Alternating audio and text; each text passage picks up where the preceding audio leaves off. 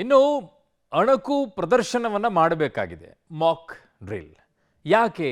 ಯುದ್ಧಕ್ಕೆ ನಾವೆಲ್ಲ ತಯಾರಿ ಮಾಡಬೇಕಲ್ಲ, ಹೇಗಿರಬೇಕು, ಯಾವ ರೀತಿಯಾಗಿರಬೇಕು ಅನ್ನುವಂಥ ನಿಟ್ಟಿನಲ್ಲಿ.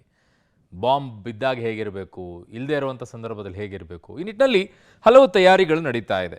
ಸೊ ನಾಳೆ 4 ಗಂಟೆಗೆ ಶಕ್ತಿನಗರದಲ್ಲಿ ಮಾಕ್ ಡ್ರಿಲ್ ನಡೆಯುತ್ತೆ. ಎಲ್ಲಿ? ರಾಯಚೂರಿನಲ್ಲಿ.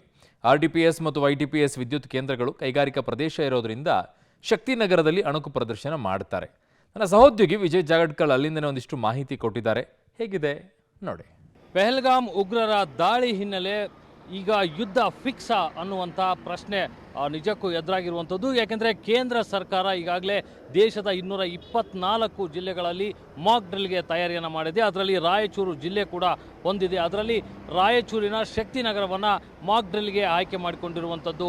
ಕಾರಣ ಇಷ್ಟೇ, ಈ ಒಂದು ಶಕ್ತಿನಗರ ಏನಿದೆ ಇದು ಹೈ ವ್ಯಾಲ್ಯೂ ಪ್ರದೇಶ ಆಗಿರೋದ್ರಿಂದ, ಜೊತೆಗೆ ಶಾಖೋತ್ಪನ್ನ ವಿದ್ಯುತ್ ಕೇಂದ್ರ ಇಲ್ಲಿರುವಂಥದ್ದು, ಜೊತೆಗೆ ಇಂಡಸ್ಟ್ರಿಯಲ್ ಏರಿಯಾ ಇದೆ.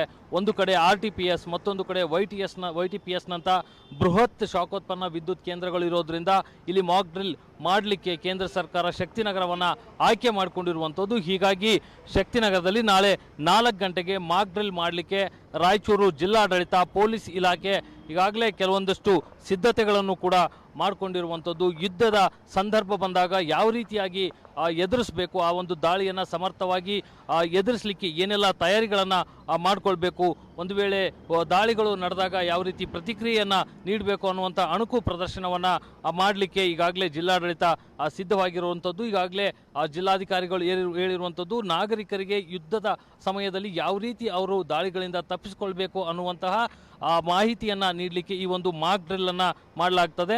ಮುಖ್ಯವಾಗಿ ಏನು ಸಿವಿಲ್ ಡಿಫೆನ್ಸಿಂದ ಬಂದಂಥ ನಿಯಮಗಳ ಪ್ರಕಾರ ಮಾಕ್ ಡ್ರಿಲ್ಲನ್ನು ನಾವು ಮಾಡ್ತೀವಿ ಅನ್ನುವಂಥದ್ದನ್ನು ಹೇಳ್ತಾರೆ. ಇದರಲ್ಲಿ ಸಾಕಷ್ಟು ಸಿಬ್ಬಂದಿಗಳು ಕೂಡ ಭಾಗವಹಿಸಲಿದ್ದಾರೆ. ಇದರಲ್ಲಿ ಮುಖ್ಯವಾಗಿ ಏನು ಅಗ್ನಿಶಾಮಕ ದಳ ಇರುತ್ತೆ, NSS ಟೀಮ್ ಇರುತ್ತೆ, ಭದ್ರತಾ ಪಡೆಗಳಿರುತ್ತೆ, ಜೊತೆಗೆ ಏನು RTPSನ ಕೈಗಾರಿಕಾ ಭದ್ರತಾ ಪಡೆ ಏನಿದೆ ಅದು ಕೂಡ ಇದರಲ್ಲಿ ಭಾಗವಹಿಸುವಂಥದ್ದು.